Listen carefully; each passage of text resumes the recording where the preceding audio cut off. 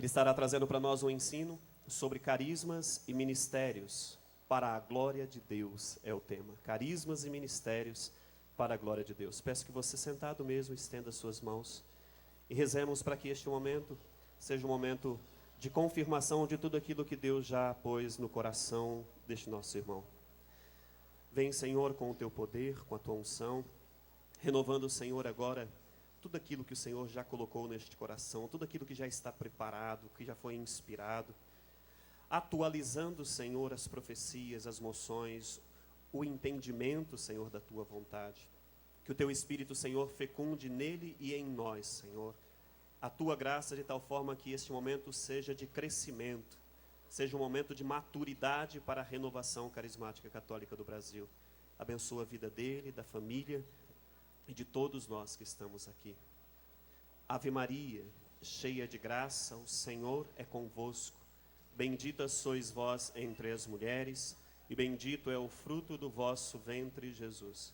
Santa Maria, Mãe de Deus, rogai por nós, pecadores, agora e na hora de nossa morte. Amém. Glória ao Pai, ao Filho e ao Espírito Santo.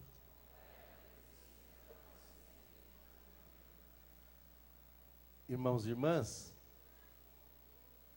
eu queria convidar vocês que já estão com o coração assim, replenados da presença de Deus pela participação na Eucaristia, a intencionalmente colocar a sua vida à disposição do Espírito durante todo esse nosso encontro. De um modo especial agora, nesse momento em que Deus quer nos formar, conforme dizia ele ontem à noite em profecia.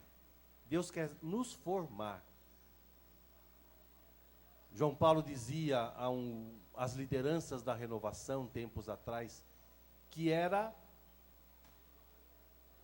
uma das primeiras tarefas a serem observadas pelos líderes, a de preservar a identidade da renovação carismática. E esse é um trabalho que por vezes nós não nos apercebemos que está sendo feito, mas que precisa ser feito, e pessoas precisam estar se dedicando a essa tarefa. E esse é um grupo privilegiado dessa reflexão. Vocês foram convocados para um encontro nacional de formação.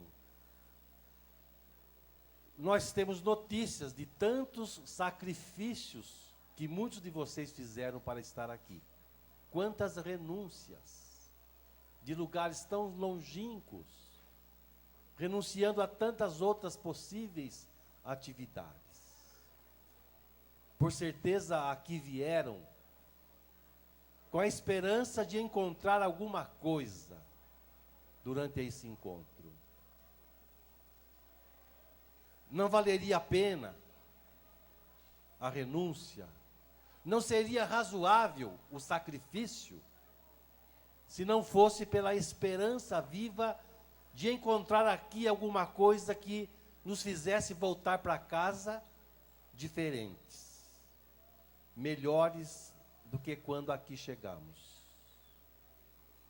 E isso acontecerá tanto quanto nós permitirmos que o Espírito Santo visite o nosso coração, a nossa mente, tanto quanto permitirmos que o Espírito Santo nos conduza pelos caminhos dessa formação.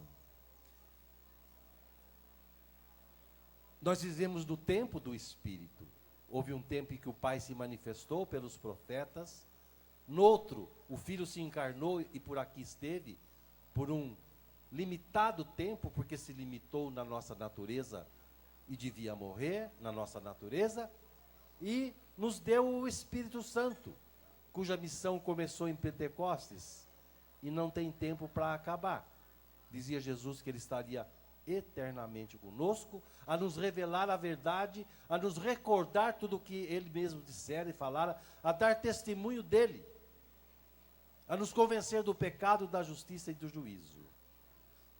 Portanto, neste tempo que decorre entre a primeira vinda de Jesus e a sua volta gloriosa, o protagonismo da missão, da revelação, pertence ao Espírito. Ofereça a sua vida, ofereça a sua mente. Convide o Espírito Santo a passear na sua vida nesses dias. Talvez você tenha muitas dificuldades na cabeça, problemas a serem enfrentados. Traga-os todos a partir de hoje na presença santificadora, poderosa do Espírito Santo de Deus. Seja o que for, acredite, pode ser transformado pelo Espírito Santo. Ainda há pouco presenciávamos um enorme milagre. Apresentamos ao Espírito Santo pão e vinho. Pedimos que ele viesse sobre essas espécies.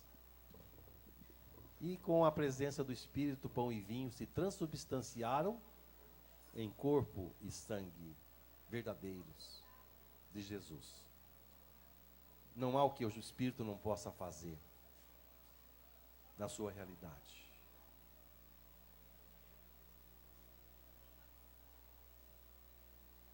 A proposta, irmãos, dessa reflexão, dessa manhã, é nós iniciarmos na renovação um processo de revisão e adequação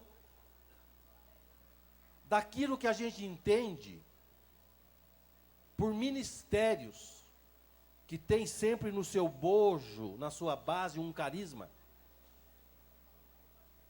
De adequarmos, ajustarmos, precisarmos, melhorarmos a interpretação do que entendemos por esses ministérios, para que realmente eles correspondam nas nossas vidas e na renovação carismática àquilo que Deus tem reservado para nós através deles. É um assunto um tanto quanto árido, teológico, reflexivo, mas vocês são uma instância especial da renovação para tratar dessas coisas, né? O nosso presidente sempre recorda isso. Nós não podemos ficar nivelando por baixo. Nós temos que acreditar que o nosso povo é capaz, sim, de dar passos de maturidade em tudo aquilo que o Senhor propõe para a renovação. Que ninguém tenha pressa de entender tudo de uma vez só. Nós não estamos aqui para decidir as coisas que vamos apresentar como definitivas. Eu dizia para vocês, estamos querendo começar um processo de revisão, de adequação, de reflexão, de entendimento, de mudança. Não precisa ninguém se assustar e dizer, agora então vai mudar tudo, vai acabar os ministérios, vão mudar. Ninguém precisa se arvorar em se assustar com essas coisas. Nós não temos pressa de nada.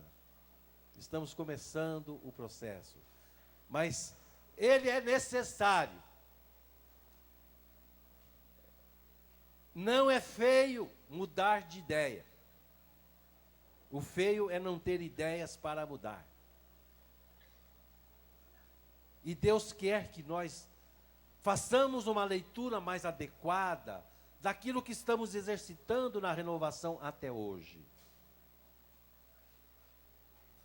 Porque de uma boa interpretação, de uma boa adequação dessa terminologia, resultará uma melhor prática e Deus poderá derramar sobre nós aquilo que Ele tem reservado com relação a esses termos, a essa prática na renovação carismática. Hoje nós estamos em condições de melhor avaliarmos esses aspectos dos serviços e ministérios na renovação carismática católica do que ontem. Hoje estamos mais capacitados. E por isso o Senhor fala. E por isso o Senhor falou ao conselho. Por isso o Senhor falou ao coração do nosso presidente, na sua graça de Estado, de presidente do Conselho de Discernimento da nossa expressão eclesial de renovação carismática católica.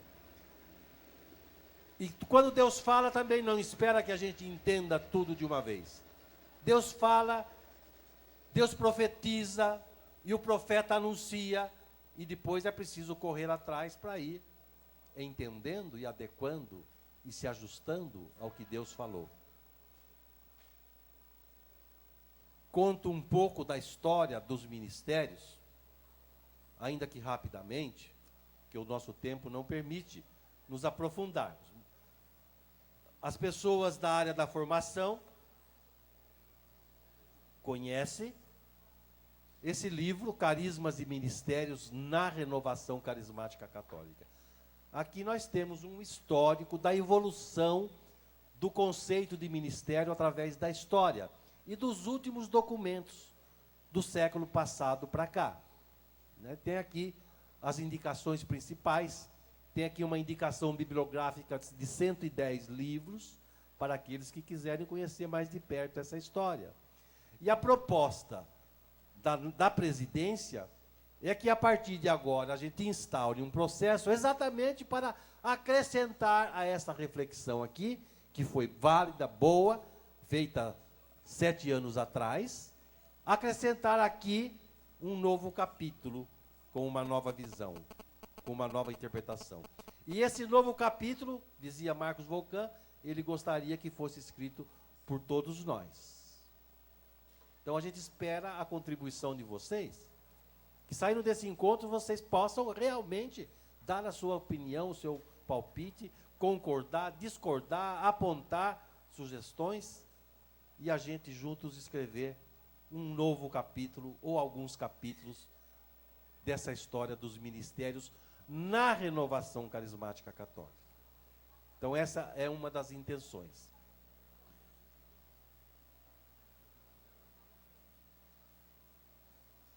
O Concílio Vaticano II colocou em destaque que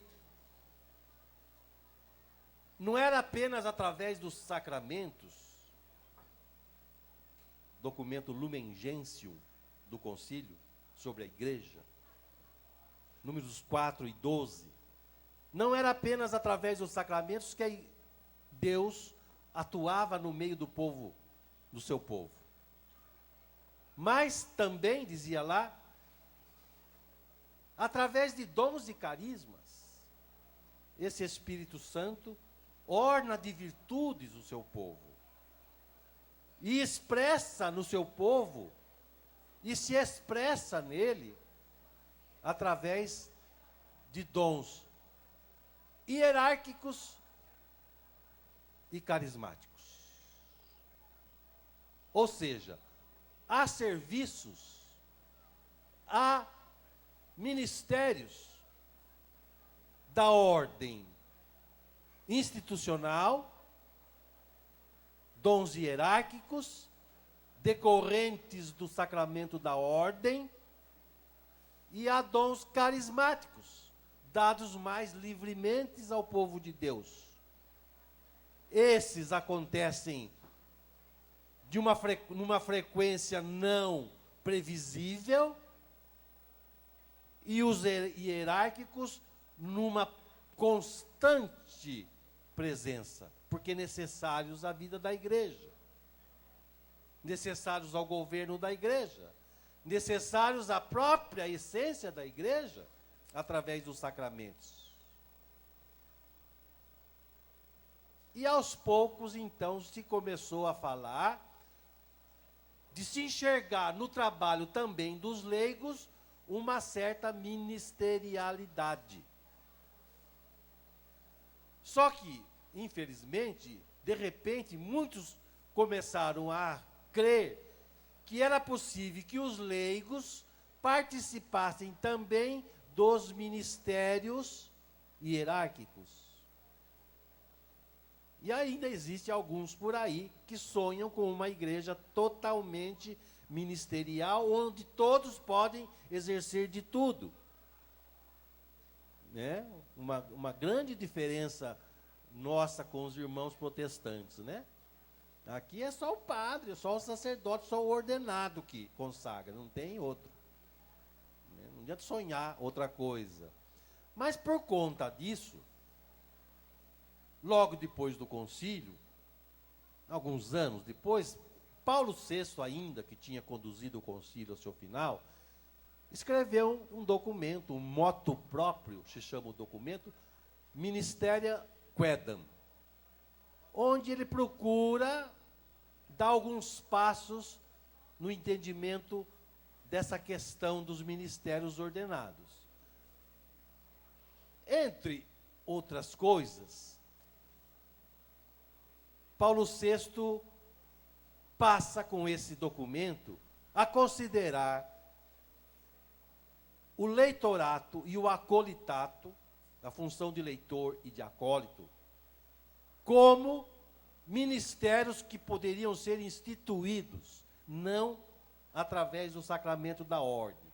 Eles eram conhecidos como ministérios das ordens menores. Ele tira isso e fala que eles então são de uma ordem agora de instituição à parte dos ministérios ordenados. Como o ministério ordenado só fica o presbiterato, o episcopado e o diaconato, só. E ele fala que esses são de instituição e diz que as conferências episcopais podem, analisando a conjuntura, a situação, a pertinência, instituir inclusive outros serviços e ministérios. Por exemplo, o Ministério Extraordinário da Eucaristia. Em 74,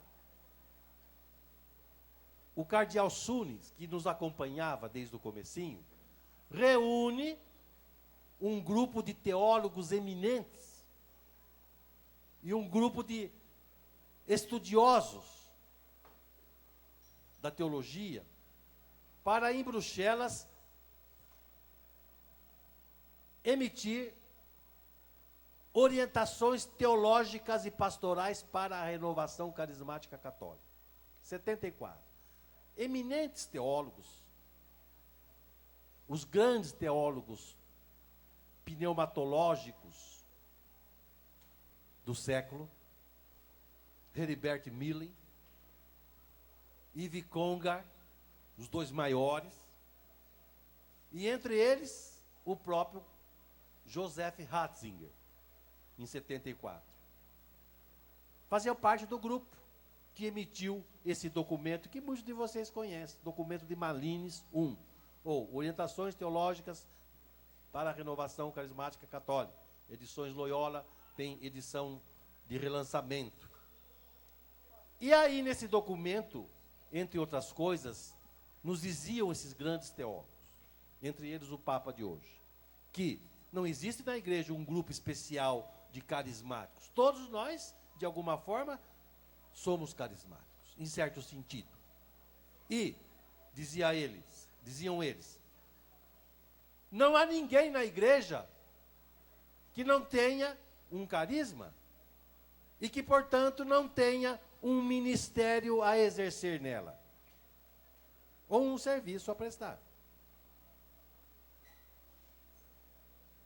Paulo VI volta a escrever para nós um grande documento, Evangelii Nunciandi.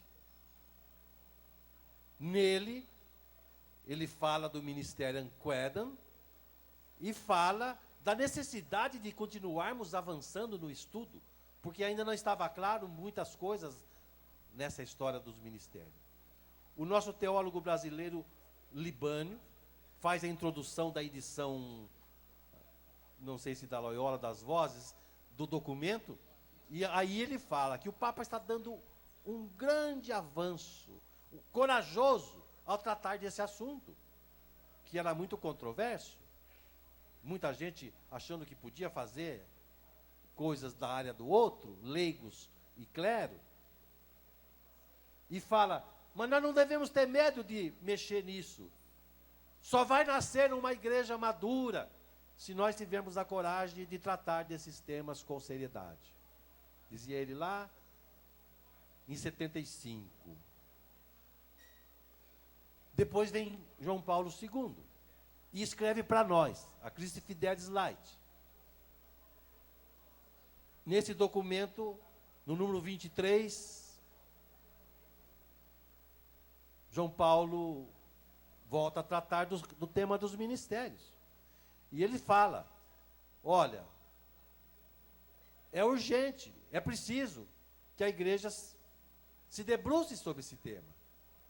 Porque os bispos sinodais, do Sínodo dos Leigos, mostraram um grande apreço por esses progressos que têm sido dados. Mas eles também ficam preocupados, porque em muitas realidades há uma confusão entre os ministérios de origem, que tem sua origem no sacramento da ordem, e os ministérios que têm uma raiz batismal, ou crismal, ou ambas.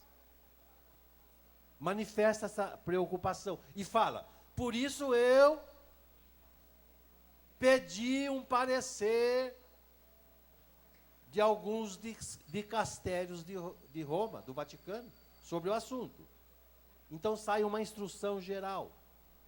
8 dicastérios romanos assinam esse documento e dão o seu parecer, vão reforçando essa ideia, que não há que se confundir, que eles não são antagônicos, que eles são coessenciais, que não precisa haver conflito entre essa dimensão hierárquica e a dimensão carismática. Né? Não dão muita luz sobre o que é uma coisa na linha, o que pode ser chamado de ministério na linha da raiz batismal, não fala com muita clareza, mas abre pistas para caminhar.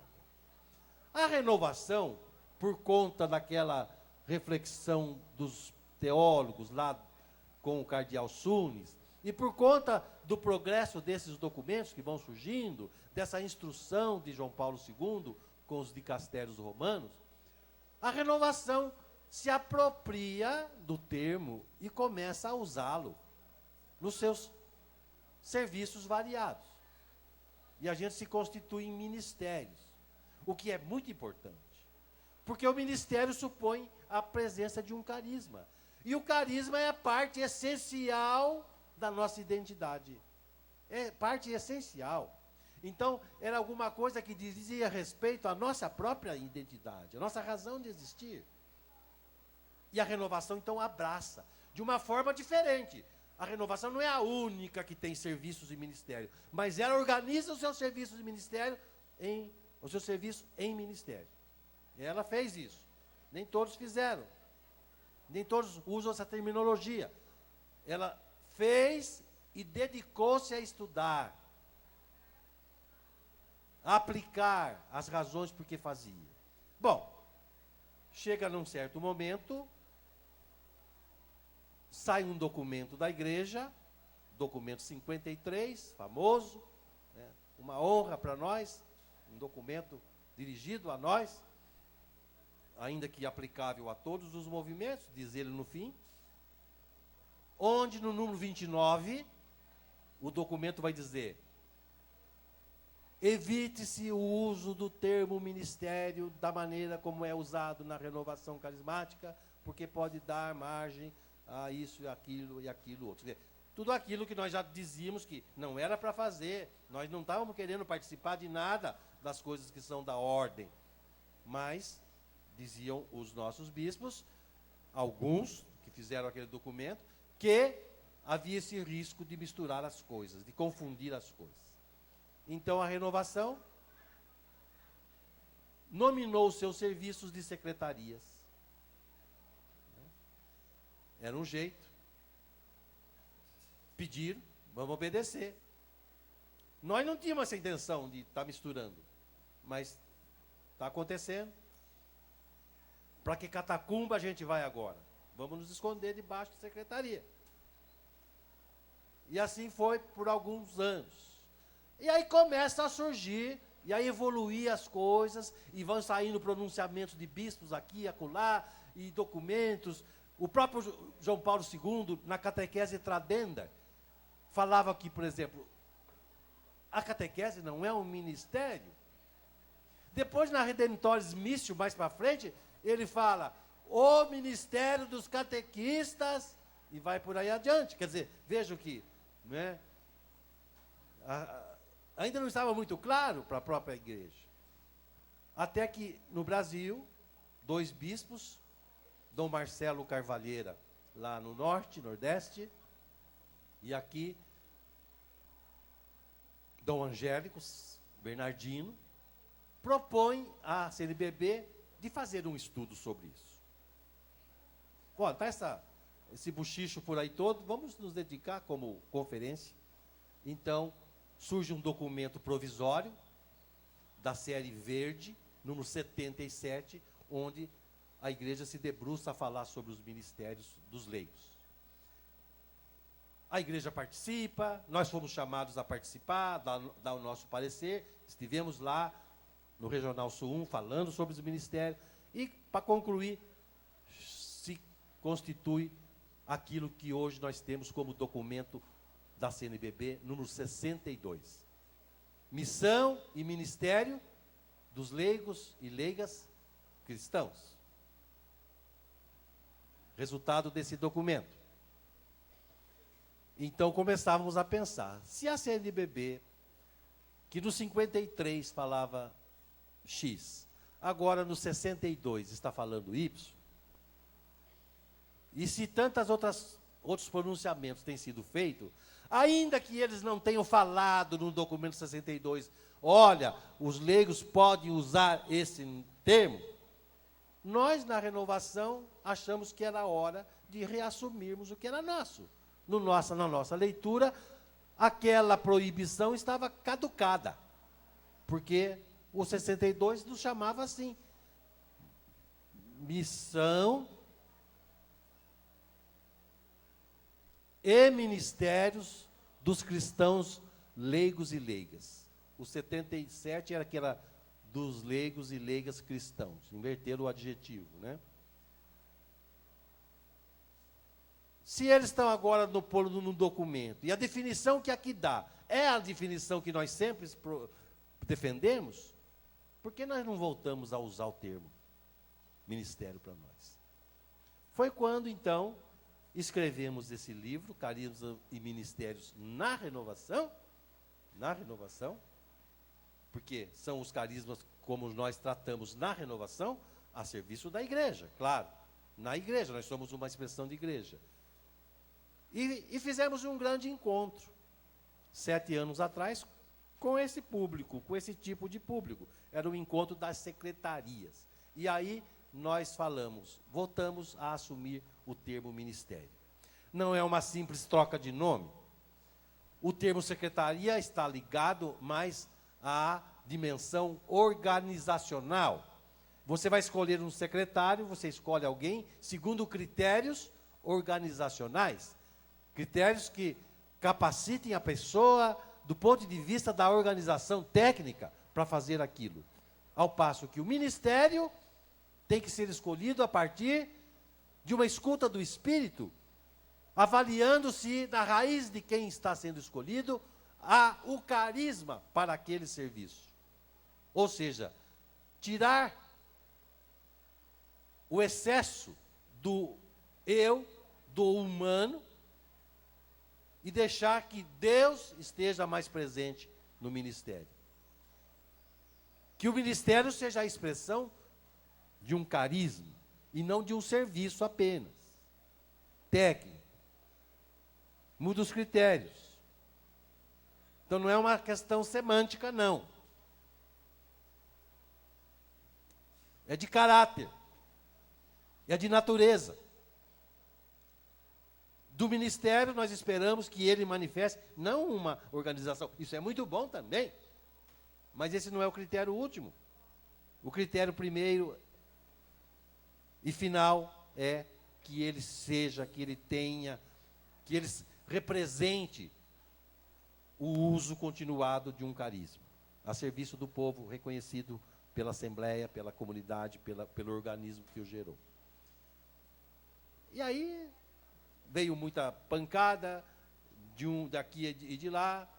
Hoje ainda tem gente que não aceita, fala que nós estamos em desobediência, mas nós estamos procurando alguém que nos mostre a contradição, porque para nós está muito claro. Aqui está dizendo que existe ministério dos leigos, a definição que dá aqui é a que nós sempre defendemos, então nós estamos usando isso. Estamos usando isso. Agora chegou um tempo em que, pelo nosso discurso, pelas nossas pregações, pelo que vamos refletindo, pelo que vamos estudando, a presidência sentiu no coração que era hora de darmos uma reavaliada. Porque, ainda que esse passo tenha sido importante e adequado para nós e nos ajudou muito, hoje nós percebemos algumas discrepâncias. Notamos que houve, por vezes, uma certa mudança de foco em relação àquilo que o termo queria expressar, quer expressar. Então veja, o fato de eu dar o nome a uma coisa, o nome imprime caráter, claro, e sempre supõe alguma coisa, e pode inclusive direcionar alguma coisa, como a secretaria fez conosco. Mas ele necessariamente não transforma aquilo que eu dou o nome naquilo que eu quero. As coisas são o que são, independente do nome que eu dou. Agora, Deus, ao nos dar os ministérios, tem neles um propósito. Tanto quanto mais nós nos colocarmos sob aquilo que é a vontade de Deus no exercício desses ministérios, tanto mais Deus vai poder reverter isso a nosso favor em serviços, em trabalhos, em unção, em resultados, em práticas que concorram para a glória de Deus.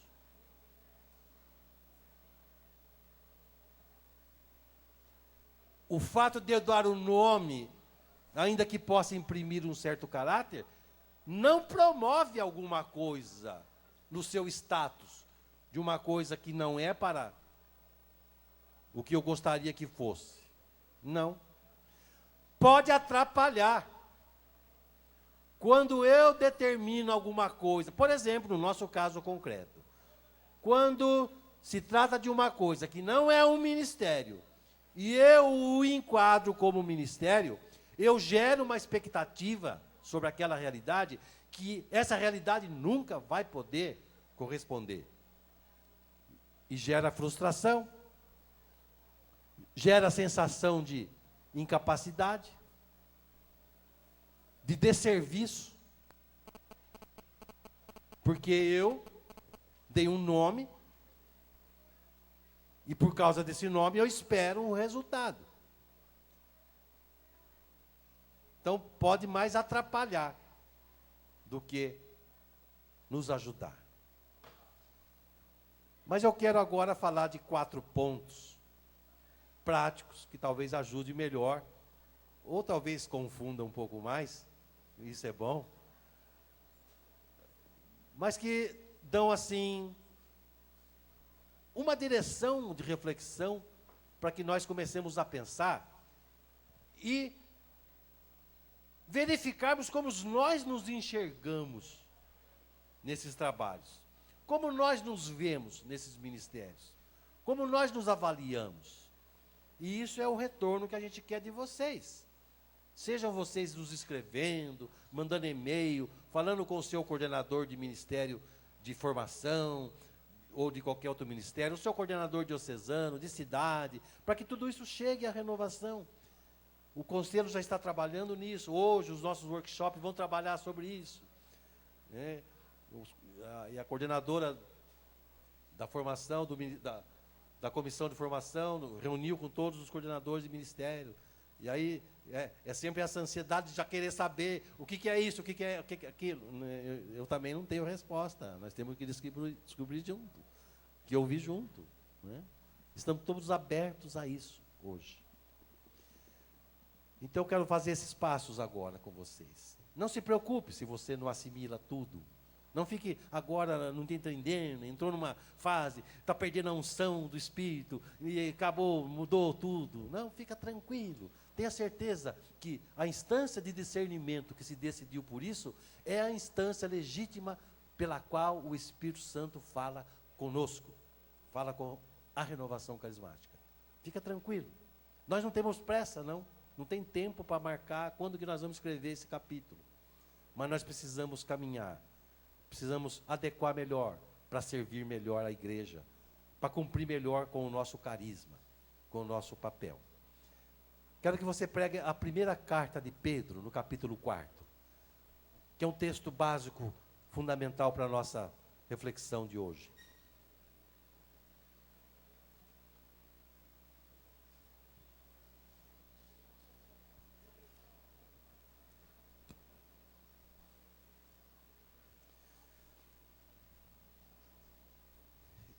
E ao longo da reflexão, ao longo da sua reflexão depois particular, nos seus grupos, nos workshops, você tenha essa palavra. Vá pensando nela, em cada palavrinha dela. Primeira carta de Pedro, capítulo 4, versículos 9 e 10. Pedro diz assim: exercei a hospitalidade uns para com os outros, sem murmuração, como bons dispensadores das diversas graças de Deus. Cada um de vós ponha à disposição dos outros o dom que recebeu. 2 pontos.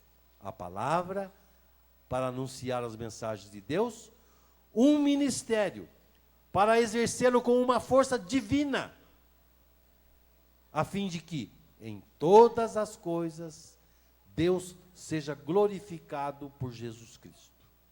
A Ele seja dada a glória e o poder por toda a eternidade. Amém? Chama atenção depois para as suas reflexões, né? Como bons dispensadores das diversas, as graças que você recebeu vieram de Deus. Cada um de vós põe à disposição dos outros. É para servir. O dom, é dom o que você tem. É dom, é graça. Não é fruto de exercício intelectual, de conhecimento racional apenas. Isso tudo pode entrar. Mas é dom. A palavra para anunciar as mensagens e um ministério. Um serviço para exercê-lo, não com uma força humana, com uma força divina. E para quê que nós fazemos isso? Em última instância, a fim de que em todas as coisas Deus seja glorificado em Jesus Cristo. Uma primeira constatação, irmãos e irmãs, que nós podemos aferir dos documentos da igreja, das coisas que foram nos apresentando nesses tempos, que podem nos levar a ajudar, da releitura que nós fomos fazendo, de documentos já passados, nos leva a pensar assim: olha, um documento chamado Pastoral de Comunidades e Ministérios, da CNBB, SU1, no capítulo 3º, número 1, diz assim, olha, todo ministério é serviço. Isso para nós é meio tranquilo. Todo ministério é serviço. Por quê? Porque na base dele está um carisma de serviço. Um carisma que é dado para ser colocado à disposição do outro, para a edificação do corpo na caridade, para o proveito comum. Então, todo ministério é serviço. Tranquilo.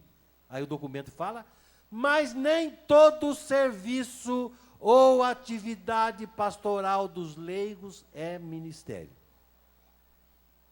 Aí começa a nossa mudança. Aí você começa a pensar, será que todos os serviços que nós temos na renovação hoje, tipificados como ministério, precisariam estar sob essa categoria? Por que será que certos ministérios patinam e não saem daquela situação de inércia? Ou não apresentam outros resultados como outros ministérios? Ora, precisamos rever, né? Eu sei que a sua cabeça já viajou aí por diversas instâncias. Todo ministério é serviço, mas nem todo serviço ou atividade pastoral dos leigos é ministério. O número 91 desse documento, ele diz assim, permitam-me ler aqui porque é importante, depois vocês podem pegar esse documento 62, tira do armário lá e começa a ler de novo. Por isso se deverá falar de ministérios e não simplesmente de serviço cristão, para todas as funções importantes exercidas em nome da igreja, que respondam a uma necessidade permanente. A diferença entre serviço cristão e ministério deve-se ao fato que o ministério implica sempre maior ou menor representatividade da igreja e compromisso das autoridades eclesiais correspondentes em relação à pessoa que o exerce. Por outro lado, não é toda atuação cristã no social, no político, que, ipso facto, possa ser considerada ministério. Além de respeitar a autonomia das realidades terrestres e da atuação dos cristãos nessas realidades, é preciso lembrar aquela distinção que a teologia do laicato fazia entre agir como cristão e agir enquanto cristão, ou entre o agir cristão e o agir eclesial. Já explico. O ministério, continua o documento, é um agir eclesial, que representa e empenha publicamente e oficialmente a igreja. Os serviços cristãos não devem chamar-se ministério, porque não se necessita designação ou reconhecimento algum para testemunhar a fé no mundo. Então, um serviço qualquer, ainda que seja cristão, não precisa ter reconhecimento e nem está representando a igreja. Não é? Dizer que o exercício cristão, olha lá, dizer que o exercício cristão de uma profissão civil ou de alguma atividade política não é ministério, não é desmerecer nem diminuir o seu valor, que é da ordem do testemunho, mas simplesmente respeitar a natureza das coisas. E neste campo, a legítima autonomia das realidades terrestres e do cristão nelas envolvido. O que é necessário, na verdade, nessa questão, é superar o mau uso das palavras. Superar o mau uso. Como o que só considera ministério a função que tem essa designação, ou vice-versa. Aquele que não quer reconhecer caráter ministerial a funções que têm todas as características exigidas de um ministério. O documento vai nos ajudar depois a identificar o que é que caracteriza um ministério. O documento ajuda. Nós não temos tempo para ver aqui agora. Mas ele ajuda perfeitamente. Vou ver alguma coisa só. Mas ele caracteriza. Mas numa primeira olhada, está entrando um rádio aqui, não? Numa primeira mirada, o documento chama a atenção para a representatividade eclesial do ministério. Uma coisa é o agir cristão, outra coisa é o agir eclesial. Nós temos que transferir isso para, quando fala da igreja, transferir para a renovação carismática católica. Porque os nossos são ministérios, é o nome do livro ali, na renovação carismática. Então, a renovação organiza certos carismas como ministérios na renovação. A igreja não tem todos os ministérios que a renovação tem, como ministério. Nós nos organizamos aqui porque são importantes para nós. E os colocamos a serviço da igreja. Eles são da igreja, mas através da renovação. Então, quando eu falo da representatividade eclesial, nós podemos pensar na representatividade institucional. Quando eu olho para alguém e aquilo que ela está exercendo me remete à instituição da qual ela faz parte, é um ministério, não é um serviço qualquer. Eu explico. Vou dar um exemplo, né? Eu não gosto de dar esse exemplo porque parece que já define as coisas, né? Mas esse exemplo eu dei para eles lá também. Se uma freira está dando catequese em algum lugar, e você olha aquele serviço, você não vai dizer que aquele serviço é um serviço ligado à renovação carismática católica. Vai? Não. Aquilo é um agir cristão, próprio da freira. Essa freira, essa religiosa, pode prestar um serviço à renovação também. Mas isso que ela está fazendo não é um ministério na renovação. Não é.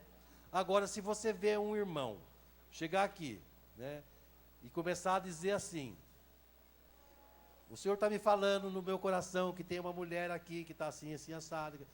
O que você está vendo nessa pessoa? Essa pessoa é dos focolarinos? É dos vicentinos? Não. Essa pessoa ela tem uma representatividade institucional. Ela representa. Esse ministério foi organizado na renovação. Ele não é monopólio nosso. Em outros lugares, pessoas também rezam para que as pessoas sejam curadas. Só que nós fizemos disso um ministério, porque ele é essencial à nossa identidade. Então vejam, a renovação, esse é um ponto. Tem outras maneiras. A renovação organiza certos carismas em ministérios, há outras razões. Mas ela organiza certos carismas em ministérios, porque eles são essenciais à sua identidade. Eles são importantes e ela quer manter a sua identidade em destaque, a serviço da igreja. Senão, qual é a razão dela existir? Se ela não colocar em destaque aquilo que lhe é próprio, o que é próprio do seu carisma. Se for para ela fazer o que todos fazem.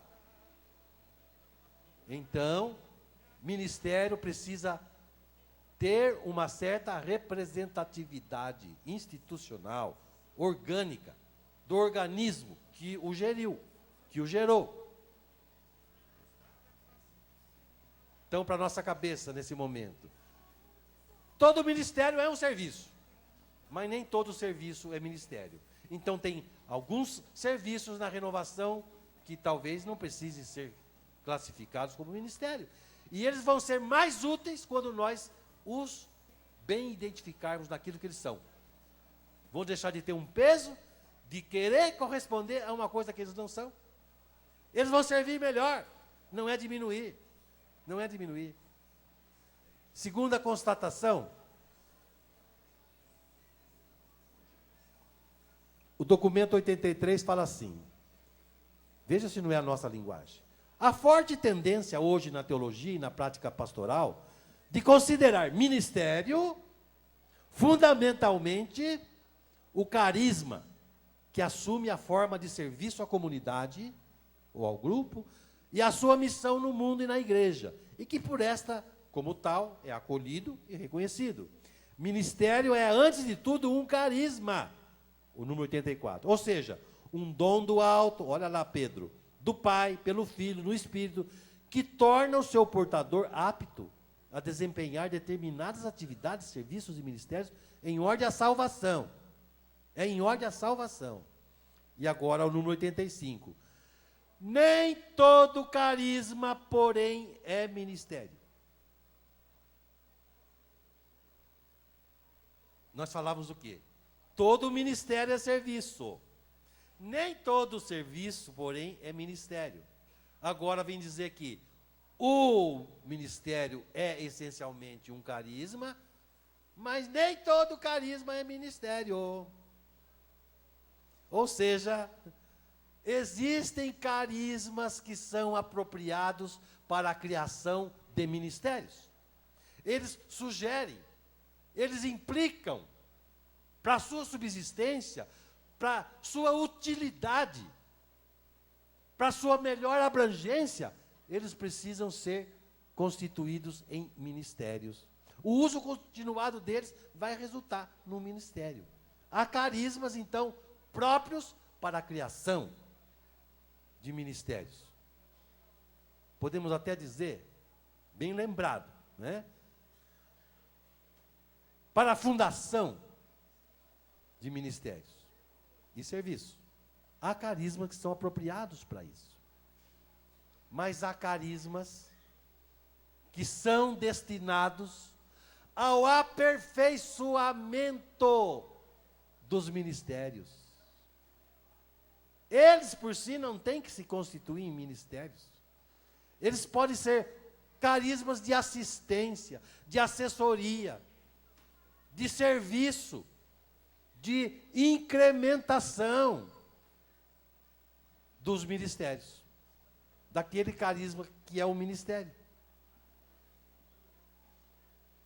Então, não posso pegar, só porque é carisma, e querer fazer dele um ministério. Não. Há carisma que serve para as duas coisas. Serve para as duas coisas. Atuam ao mesmo tempo como auxiliadores de outros, aperfeiçoadores de outros, e pode ser também, por exemplo, o carisma de oração por cura e libertação, ele sugere a criação de um ministério específico. Ele é um ministério, mas ele pode ajudar tantos outros ministérios, tantos outros, a desenvolver outros ministérios melhor. Por exemplo, para fugir dos carismas lá que São Paulo fala, um médico carismático. O que é um médico carismático? Fala para mim aí, fala você, fala para o seu parceiro, o que você acha? O que é um médico carismático? O que é? Como identifica um médico carismático?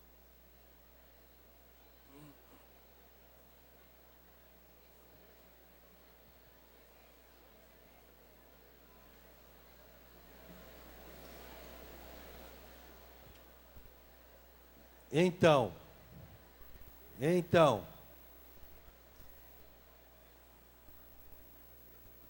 um médico carismático não é um médico que frequenta o grupo de oração, necessariamente. Não é um médico que ora em línguas. O médico carismático é aquele cujo ofício, cujo operar se faz sob a inspiração e a força do Espírito Santo. Exercita a medicina com um poder espiritual a favor do... Ele tem o carisma da medicina. E que bom será que se esse carisma, que para a vida dele é um ministério, for acrescido do dom da oração por cura e libertação. Que bom vai ser se esse médico tiver o dom da palavra de ciência para acertar melhor num diagnóstico. Que bom vai ser se ele tiver o dom da oração em línguas para confortar o seu paciente. Né? Se ele tiver o dom do discernimento dos espíritos para saber o que está a causa, a raiz dessa doença. São ministérios que estão ajudando um carisma de fundação que é específico, Um não é o outro. Nós podemos orar por cura e libertação? Podemos, no sentido de que ele é um carisma também de suplementação, de aperfeiçoamento. Por exemplo, eu não sou do ministério de oração por cura e libertação. Eu posso orar por cura e libertação? Posso. Ele pode então vir para o meu ministério como um carisma de aperfeiçoamento. Então nós todos podemos. E nós podemos exercer a medicina? Esse é um específico lá da pessoa que tem o carisma próprio da medicina. Todo ministério tem na sua base, é fundamentalmente um carisma, mas nem todo carisma é um ministério. Terceiro ponto. Isso tudo depois vai ser diluído para vocês, né? Vocês vão receber material para depois estudar lá através dos seus coordenadores de formação. Essa afirmação eu considero muito importante. Muito importante. Para o nível da renovação. Essa é uma reflexão nossa. Até agora estava pegando o que os documentos falavam. Agora, falando para dentro, falando para nós. Presta atenção, todo e cada ministério deve concorrer para que aquilo que o organismo que o legitimou tem por prioridades, seja promovido, seja perseguido, seja buscado. Todo ministério precisa estar a serviço daquilo que o organismo, no nosso caso a Renovação Carismática Católica, tem por discernimento para a sua caminhada naquele momento, naquele estágio de desenvolvimento, como prioridade da sua história. O ministério não pode estar a serviço do seu carisma. Parece contraditório, nós não somos um movimento de carisma. Eu não posso promover um encontro, um congresso do meu ministério para colocar em destaque apenas o carisma do meu ministério. O serviço que se espera do ministério é um serviço que, com a força daquele carisma, promova aquilo que o organismo que o enviou tem por prioridade, tem por discernimento, tem por objetivo, tem por meta. E hoje é muito comum nós encontrarmos e vermos encontros onde se faz um encontro do ministério e do começo ao fim não se toca nos objetivos, nos alvos, nos projetos da renovação carismática como um todo. E ficamos trabalhando em torno, não deu para enxergar, pode bater palma.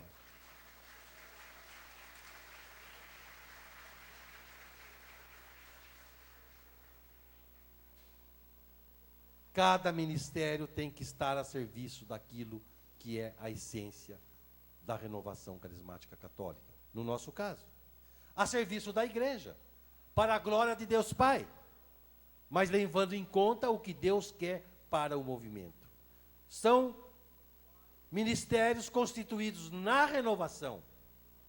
E Deus fala à renovação, dá os seus projetos, dá suas metas, para que com a força de todos os carismas, de todos os ministérios, isso seja levado a cabo. A renovação toma alguns carismas e o constitui em ministério, porque esses carismas são importantes para a sua identidade. Mas também a renovação toma alguns carismas e o constitui em ministério. Voltando nesse primeiro, toma e coloca em ministério porque são importantes para a sua identidade, e que a igreja não tem como ministério. Por exemplo, de cura e libertação, para ficar nesse mais comum. A igreja não tem um ministério de cura e libertação. A renovação, então, que tem essa graça de afeiçoar-se a esse aspecto da graça, que não é monopólio dela, tem muita consciência disso, assume como tarefa própria pôr em destaque esse ministério. Mas não é só isso. Ela também pega carismas que são úteis para a nossa inserção eclesial, para a nossa comunhão com o resto da igreja todo, e o coloca como ministério para também exercer aquilo que a igreja espera de nós enquanto igreja. Por exemplo, o ministério da pregação. Nós o constituímos como ministério. E evangelizar é a tarefa de toda a igreja. Mas nós também damos destaque a ele. E ainda, a renovação pega alguns carismas e o promove a ministério, porque eles são essenciais para o cuidado pastoral do movimento. Nós temos que nos preservar. Aquilo que o Papa fala para nós, esse é um exemplo clássico. Cuidem da formação do seu povo, não só o Papa, como o documento 54 da CNBB, logo depois de 53, veio 54, que dizia, os movimentos eclesiais, cuide da formação do seu povo. Então nós pegamos o carisma do ensino, da formação, e o constituímos em ministério. Então são diversos os motivos. Todos eles têm que estar a serviço, em primeira instância, daquilo que o organismo discerne como meta, como objetivo. Será que os nossos ministérios estão concorrendo? Muitas vezes temos uma ideia errônea do ministério. E isso nos leva, por exemplo, a fazer escolhas erradas. Às vezes, um operador excelente de um carisma, reconhecido, usado fortemente por Deus, será um péssimo coordenador do ministério. Porque a coordenação do ministério supõe um outro carisma. Ele não precisa ser o melhor exercitador daquele carisma para coordenar o ministério. A coordenação supõe capacidade de articulação, de formação de equipe, de formação. É um outro carisma. Claro que ele é do ministério também, mas o critério melhor não é que ele seja o melhor. O ministério do canto não é para ser o melhor cantor.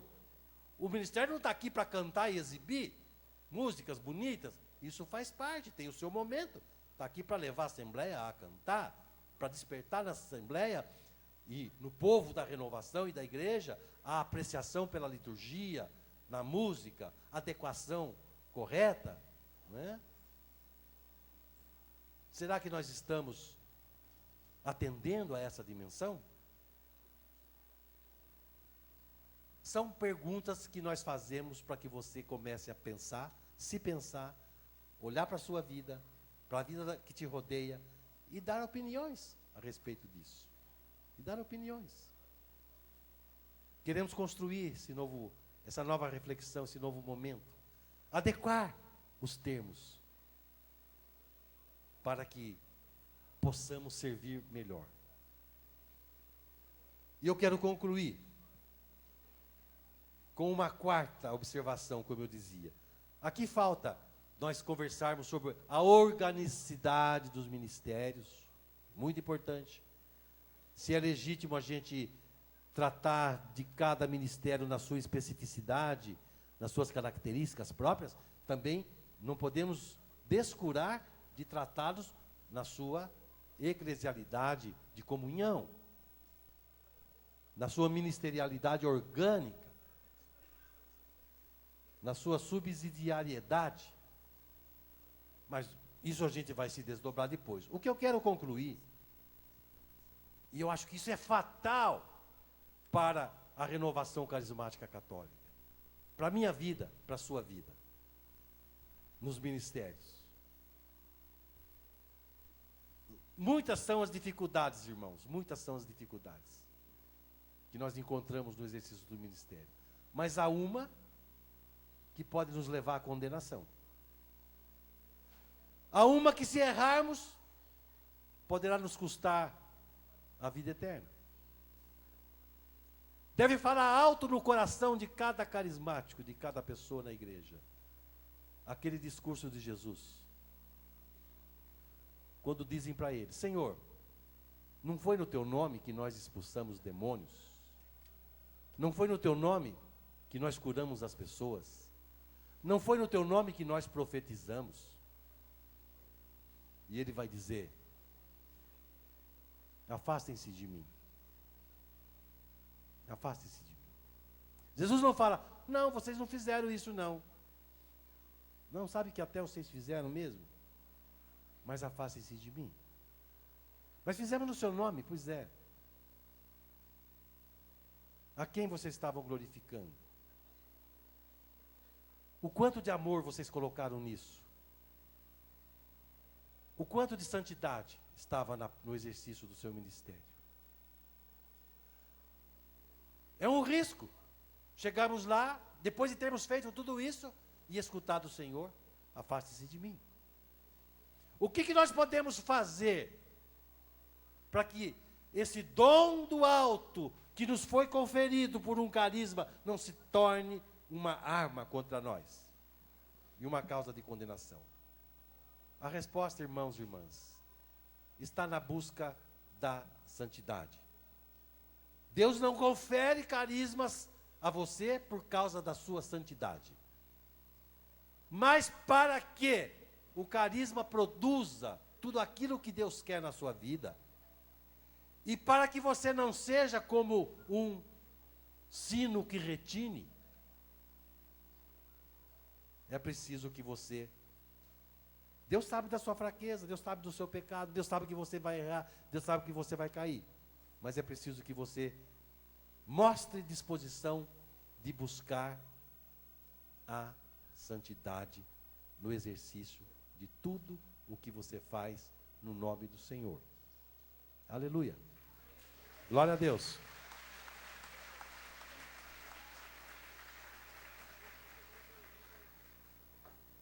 Pode ficar de pé um pouquinho.